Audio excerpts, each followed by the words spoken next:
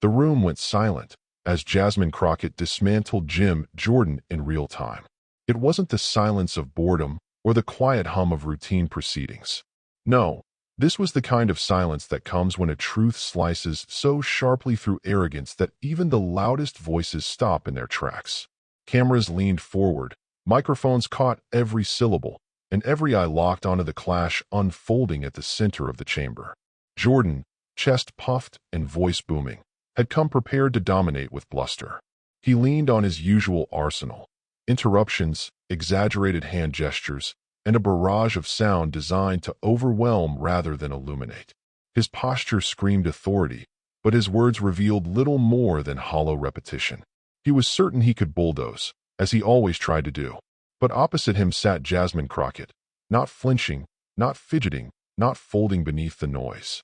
She waited, steady as stone, her hands resting lightly on the table as though she knew, with absolute certainty, that the tide of the room would turn. And then, when Jordan paused for breath, she moved. Her rebuttal did not come as a shout. It did not need to. Instead, her voice cut clean, steady, and unmistakably precise. She didn't match his volume. She dismantled his premise.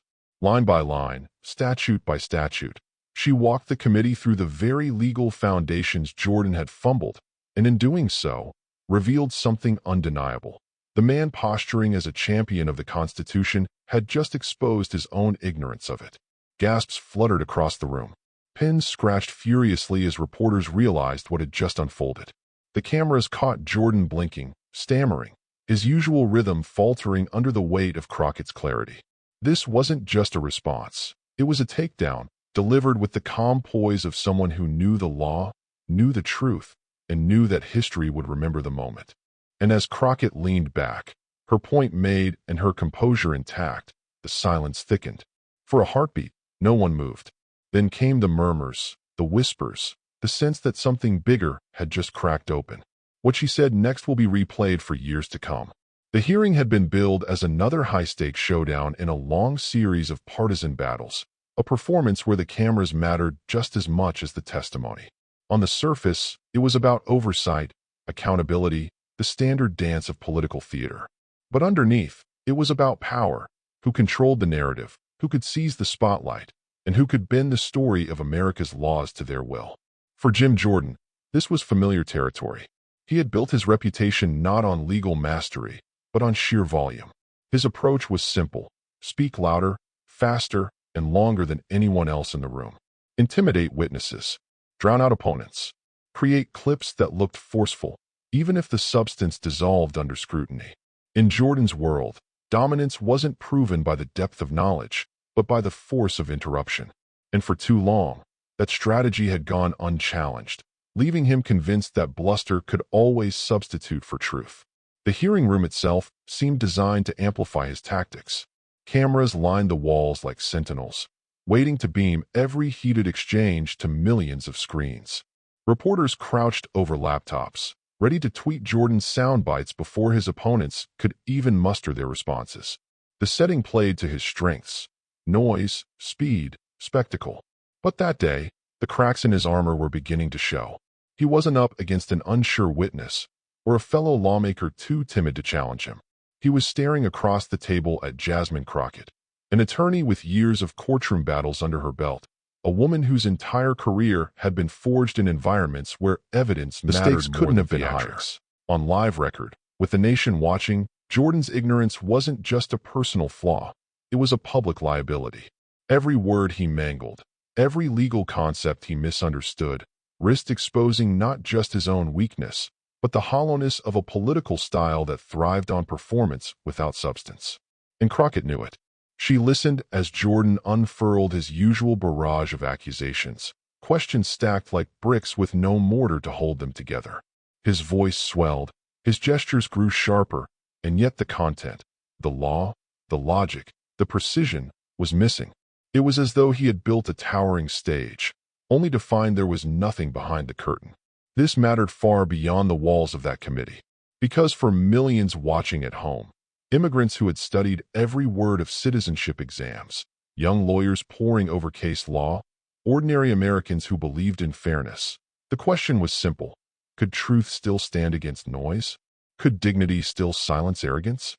And as Jordan pressed on, his confidence blinding him to the trap he was setting for himself, Crockett prepared to answer that question in a way no one would forget. Her eyes stayed steady, her notes untouched. She didn't need props or theatrics. She had the law, and she had the composure of someone who knew her words would outlast the shouting. The stage was set. The bully had blustered. The cameras were rolling, and the moment was coming. But no one in that room expected what Crockett had prepared. Jim Jordan did not stumble into notoriety. He cultivated it, crafted it, until his name became synonymous with the image of a relentless fighter, a bulldog in the halls of Congress.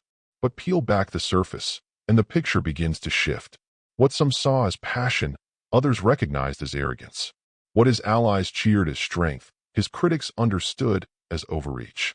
And what he claimed as constitutional mastery often crumbled into shallow sound bites the moment the scrutiny sharpened. Jordan's style had always relied on spectacle. He thrived in environments where cameras were rolling and microphones were hot. In hearing after hearing, he fashioned himself as the star of the show, not by illuminating truth, but by dominating airtime. His trademark was interruption. Cut off a witness mid-sentence, flood the moment with questions, and drown out the possibility of clarity. To his base, it looked like fearless confrontation. To anyone listening closely, it was performance layered over empty substance. And yet, Jordan wrapped himself in the language of the Constitution. He declared himself its defender, a champion of liberty, a warrior standing between the people and government overreach. The words sounded lofty, but time and again, his actions betrayed their hollowness. He stumbled over basic principles, confused statutes, and reduced complex legal frameworks into blunt slogans that barely held together under the weight of cross-examination.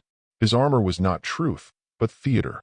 His weapon was not knowledge, but volume. That contradiction, between the man who claimed to guard the nation's legal bedrock and the one who routinely undermined it through ignorance, was what made him such a dangerous figure. He wielded authority recklessly, not carefully.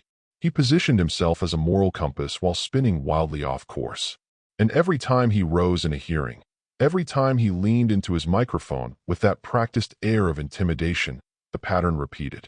On this particular day, the arrogance was on full display. Jordan leaned forward, ready to bulldoze, unaware he was stepping into his own trap. His questions tumbled out in rapid-fire succession, a tangle of accusations and insinuations meant to overwhelm rather than clarify. He gestured sharply, jabbing the air as though his fists could substitute for facts.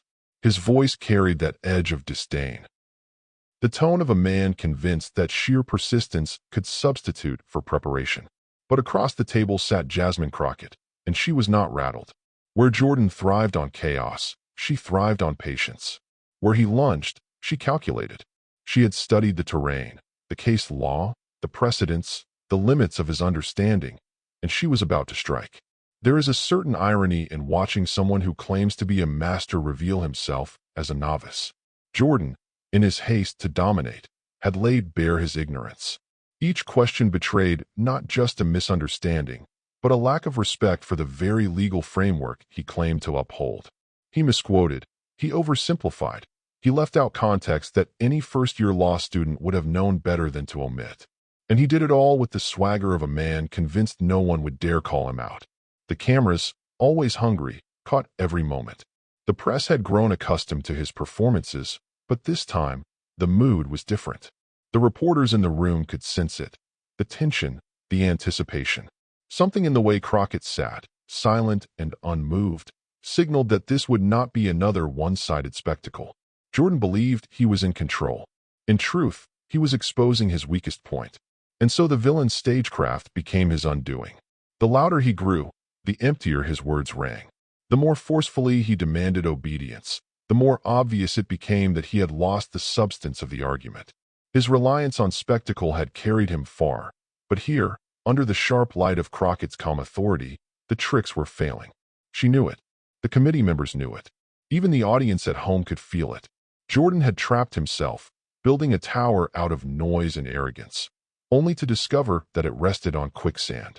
And while he leaned forward, puffed up and oblivious, Jasmine Crockett prepared her first move. She had studied the terrain, and she was about to strike. Long before the cameras caught Jasmine Crockett dismantling Jim Jordan, her story had already been written in sweat, sacrifice, and a relentless pursuit of justice. To understand that moment, the calm, razor-sharp composure in the middle of chaos, you have to understand where she came from and why she never flinched in the face of bluster. Crockett's journey began not in the marble corridors of power, but in neighborhoods where the law often felt like a weapon instead of a shield. She was the daughter of working-class grit, raised with the understanding that if the rules seemed stacked against you, the only way forward was to know them better than anyone else. Her calling came early. Law wasn't just a profession, it was a promise. A promise that dignity and fairness could still exist in a country too often marked by inequality. She studied relentlessly, driven not by the ambition of power, but by the conviction that every case, every client, every battle was a chance to make the system bend toward justice. As a defense attorney, she fought for those who rarely had anyone on their side. People who couldn't afford high-priced lawyers, people silenced by poverty or prejudice. Every courtroom became a crucible, each case another reminder that law was not a game of volume, but of precision. Her activism grew alongside her practice.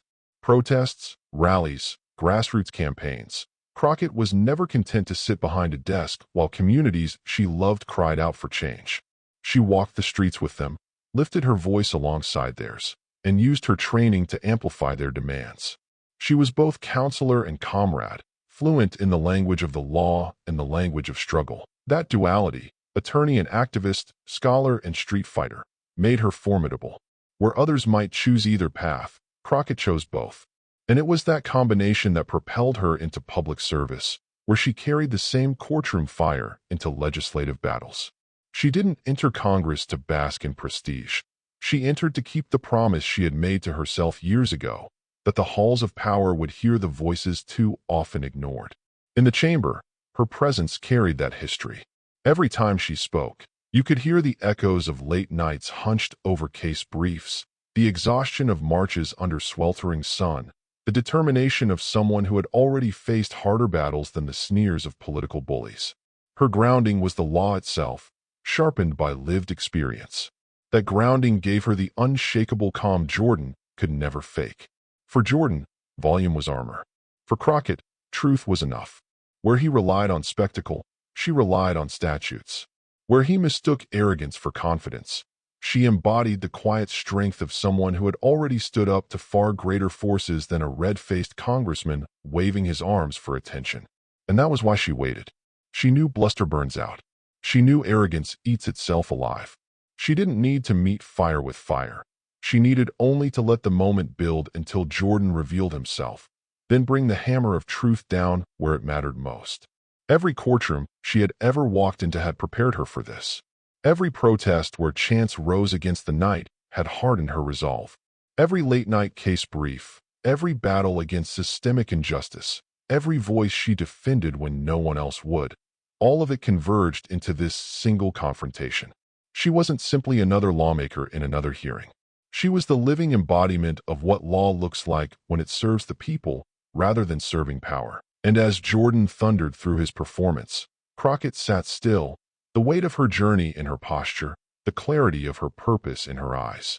She was not rattled. She was not shaken. She was patient, and patience is lethal when paired with preparation. Because Jasmine Crockett had not come to trade insults. She had come to expose a truth that every immigrant who had studied for the citizenship exam understood. A truth that every community activist fighting for their neighborhood's dignity understood. A truth that every ordinary American who still believed in fairness understood. Law is not a game of shouting. Justice does not bend to arrogance. And that was the truth she carried with her as she prepared to strike. She had earned it in courtrooms. She had proven it in the streets. She had lived it through every late night and every uphill fight. Every courtroom, every protest, every late-night case brief prepared her for this exact moment. The hearing reached a fever pitch as Jim Jordan launched into his performance with the energy of a man convinced the louder he shouted, the truer his words became. He leaned forward into the microphone, voice rising, questions spilling out in rapid succession. He didn't wait for answers. He didn't need them.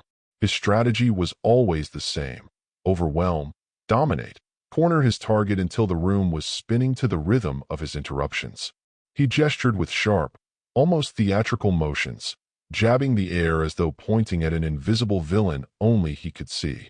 His tone was sharp, dismissive, carrying that unmistakable edge of disdain reserved for anyone who dared challenge his authority. To the untrained eye, it looked like command. To those who had seen it before, it was bluster dressed as confidence. The witnesses shifted in their seats, some shrinking back under the weight of his volume, others staring blankly, waiting for the storm to pass. Committee members exchanged uneasy glances, some nodding along, others tightening their jaws, tired of the circus. Reporters typed furiously, fingers clattering against keyboards to keep pace with the torrent of sound bites pouring from Jordan's mouth. For a moment, it seemed like another one of those hearings where Jordan would dominate the headlines with his noise, where his interruptions would drown out any attempt at substance. But across from him sat Jasmine Crockett, calm, sharp, and unflinching. She leaned slightly forward, her voice cutting in, not raised but firm enough to slice through the chaos. "Mr. Jordan, with respect," the words landed like a stone in a raging river, breaking the current, redirecting its flow. Jordan faltered, not because he had been silenced, but because he had been challenged in a way he rarely was. Not by volume, but by precision.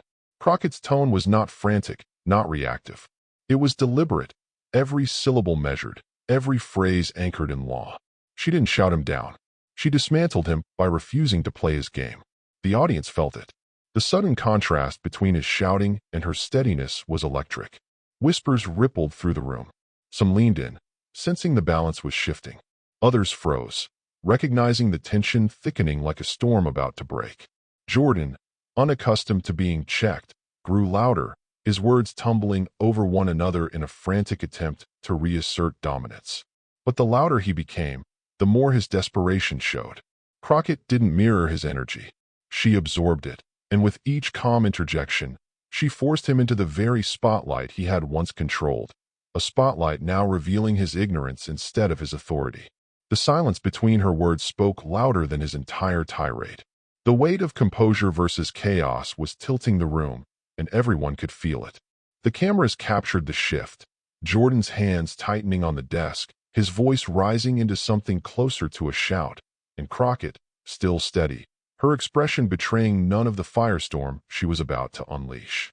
It was the kind of clash that felt less like debate and more like destiny. The bully against the advocate, arrogance against dignity, bluster against truth. The murmurs quieted. The shuffling of papers stopped.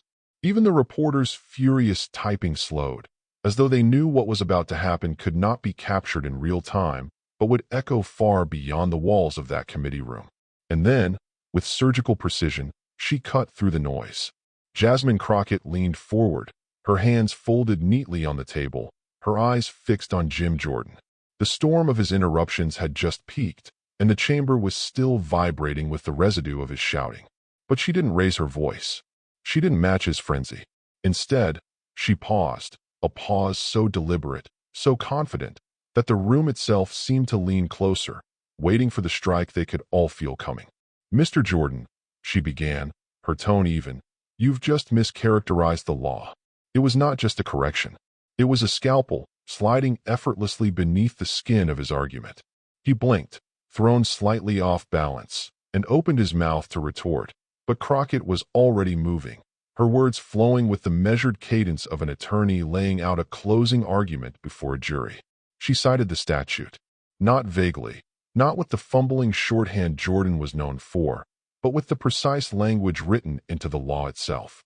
Her voice carried authority, every clause and subsection delivered with an edge that said, "I know this terrain, and you are trespassing." Jordan tried to interject, but the weight of her clarity stopped him cold. She lifted a hand, not rudely, but firmly, and the gesture alone seemed to command silence. The committee members turned their heads. Some nodded. Others, usually resigned to Jordan's antics, raised their eyebrows in something that looked dangerously close to satisfaction. Then came the precedent. Crockett walked through the relevant case law as though she had rehearsed it 100 times, not because she needed to, but because this was her fluency, her first language. She outlined the ruling, the reasoning, the binding authority. She built her case brick by brick, every word a reminder that law is not theater, but architecture. Jordan had come with a megaphone. Crockett came with blueprints. Gasps rippled through the gallery as the contrast sharpened. Where Jordan's questions had been scattershot, her responses were surgical. Where his delivery had been frantic, hers was unshakably calm. And yet beneath that calm was a quiet ferocity, the kind born not of performance, but of principle. Jordan shifted in his seat. His arms, once flung wide with bravado, now tightened against his chest. His eyes darted to his notes, searching for footing that wasn't there. For perhaps the first time in that chamber, his bluster looked less like strength and more like a mask slipping. Crockett pressed on. "The Constitution you claim to defend," she said, her words deliberate, "requires more than volume. It requires understanding. And what you've just demonstrated is not an understanding of the law, but a misuse of it." The sentence landed like a gavel. A murmur spread through the room, quick and electric. Committee staffers exchanged glances, some stifling smiles. Reporters typed frantically, the click of their keyboards competing with the muffled laughter that now fluttered across the chamber. And then came the moment that would live online forever. Crockett leaned back, folded her arms, and delivered the line that pierced through the noise and seared itself into history. "If shouting were evidence, you'd have built a case. But it's not, and you haven't." The room erupted. Gasps. Stifled laughter. Even a few audible wows. The cameras captured Jordan's face, the flush creeping up his neck, the tightness in his jaw, the eyes flashing with a mix of anger and panic. His armor of arrogance had cracked, and everyone could see it. But Crockett wasn't done. She leaned forward again, her voice steady, her words precise, and for the next several minutes, she dismantled every point Jordan had hurled into the air. She laid out the facts, cited the evidence, and contrasted his spectacle with her substance. Each rebuttal was sharper than the last, each pause more devastating than any shout could ever be. The tension in the room became almost unbearable. Every eye tracked her movements. Every ear clung to her words. It wasn't just a takedown. It was a masterclass, a reminder of what law looks like when wielded by someone who respects it. Jordan tried again to push back, his voice rising, but the effort only deepened his humiliation. Crockett, without raising her tone, sliced through his interruption with a single, devastating observation. "You've confused noise with knowledge, and the difference is now on the record." Another wave of gasps. Someone in the gallery clapped before quickly catching themselves. But the moment had already crystallized. Jordan's authority was collapsing in real time, and Crockett was chiseling the evidence into the record, point by point, for the world to see. By now, Jordan's body language told the story his voice could not. His once commanding gestures had grown frantic, his interruptions desperate, his face betraying the panic of a man who realized he was no longer the hunter, but the prey. Crockett, meanwhile, looked almost serene, as though every rebuttal cost her nothing, as though this was not a battle, but a recital of truths she had always known. And then, with one final statement, she closed the circle. "We are not here to amplify egos. We are here to uphold the law, and the law is not on your side." The silence that followed was deafening. No one spoke. No one dared. It was the silence of a room that had just witnessed a collapse, the silence that follows a truth too heavy to dismiss. And then came the murmurs, the smirks, the subtle shifts in posture from colleagues who suddenly saw Jordan not as the untouchable intimidator, but as a man stripped bare. Reporters exchanged looks, their stories already forming. The cameras caught it all, the stillness of Crockett, the unraveling of Jordan, the seismic shift of a narrative rewritten in real time. For years, Jordan had thrived on chaos, but in that moment, the chaos had turned on him. Crockett had shown what happens when law confronts noise, when dignity stands against arrogance. It was not the clash of equals. It was the unveiling of a truth. And yet, as powerful as the moment was, it was only the beginning. Because the shockwaves wouldn't stop in that room. It didn't take long. Before the hearing had even concluded, the clip of Jasmine Crockett dismantling Jim Jordan was already rocketing across social media. 30-second snippets, trimmed and captioned, appeared on Twitter, TikTok, and Instagram within minutes. One clip zoomed in on Jordan's face as Crockett calmly corrected him. Another replayed her devastating line. "If shouting were evidence, you'd have built a case," with bold text flashing across the screen. For Crockett, the praise was overwhelming. She wasn't just lauded as a fearless truth-teller. She was celebrated as a symbol of composure and integrity in a chaotic era. Supporters called her the future of leadership and a reminder that calm strength is more powerful than noise. Grassroots activists shared her clip at rallies, using it as a rallying cry. Dignity can win if we hold the line. And the ripple effect stretched even further. Law students replayed her takedown in classrooms, professors using it as an example of courtroom poise transferred into the political arena.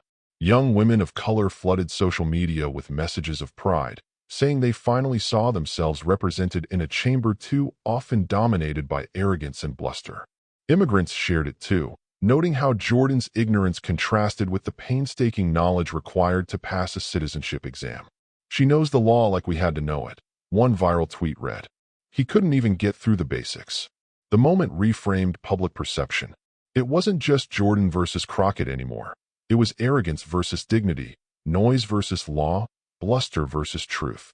And in that framing, the outcome was clear. Crockett had not only defended herself, she had shifted the narrative. For once, the headlines weren't about who shouted the loudest, but about who stood tallest when it mattered most. Jordan's silence in the aftermath spoke volumes. Usually quick to spin, to reclaim the narrative, he offered little more than boilerplate defiance. But the damage was already done. Every replay of the clip stripped away his persona, leaving behind the image of a man exposed, a politician whose reliance on noise had finally failed him. And so the story spread, not just as entertainment, but as inspiration. People who had grown weary of political theater felt a spark of hope. Here was proof that preparation still mattered, that truth could still pierce through chaos, that dignity could still silence ARR. Arrogance. It was more than a takedown. It was a reminder. And in the quiet after the storm, one truth remained impossible to ignore. When the storm of noise finally settled, what lingered was not Jim Jordan's shouting, nor even the viral clip itself. What endured was Jasmine Crockett's calm. That composure, unflinching, steady, rooted in truth, became the story. And in that story was a lesson deeper than any single confrontation. Law will always outlast noise, and dignity will always stand taller than arrogance. Crockett never needed to match Jordan's volume. She didn't need to prove she could outshout him, because that was never the battlefield. Instead, she chose a higher ground, the ground of truth, of precedent, of clarity that doesn't rattle under pressure. In doing so, she reminded the country that leadership isn't about who can fill the most space with sound, but who can command silence with substance. The universal resonance was immediate. For immigrants who had memorized the Constitution line by line in pursuit of citizenship, Crockett's mastery was validation. For young women watching, her poise was empowerment, a living demonstration that confidence doesn't require noise, it requires knowing who you are. For ordinary Americans, weary of chaos masquerading as politics, her performance was reassurance. The system still had voices willing to defend it with dignity rather than demolish it with arrogance. Truth, composure, and justice, these were not just abstract values in her rebuttal. They became tangible. You could see them in her still posture, hear them in her measured cadence, feel them in the silence that followed each of her devastating lines. Crockett didn't just expose Jordan's ignorance. She elevated the moment into something larger. She showed that even in the most chaotic arenas, clarity still has the power to cut through. And that is why her calm became the story itself. The takedown wasn't about humiliation. It was about transformation. It reminded everyone watching that dignity is not weakness. It is the sharpest weapon. In the face of arrogance, dignity disarms. In the face of noise, dignity commands attention. In the face of chaos, dignity brings order. As the headlines spread and the clips multiplied, the moral of the story crystallized. The lesson wasn't simply that Jordan had been silenced. It was that arrogance will always collapse under the weight of truth, and that real strength is measured not in decibels, but in discipline. Crockett had proven that when composure meets bluster, the outcome is not a contest, but an inevitability. dignity prevails. And so the moment transcended politics. It became a reminder of what people yearn to see in their leaders. Not volume, but vision. Not arrogance, but integrity. Not spectacle, but substance. Because in the face of chaos, dignity is the sharpest weapon. Jim Jordan was silenced, not by volume, not by spectacle, but by law. What played out in that chamber was more than a clash of personalities. It was a living reminder that arrogance, no matter how loud, cannot withstand the steady weight of truth. And it was proof that dignity, carried with composure, will always stand taller than bluster. Jasmine Crockett showed the country that strength isn't about who can shout the longest or wave their arms the widest. Real strength is measured in knowledge, in preparation, in the courage to sit calmly in the storm and let truth do the work. Her words didn't just dismantle Jim Jordan. They dismantled the idea that chaos is power. That is why this moment matters. Because when dignity silences arrogance, it sends a signal far beyond one hearing room.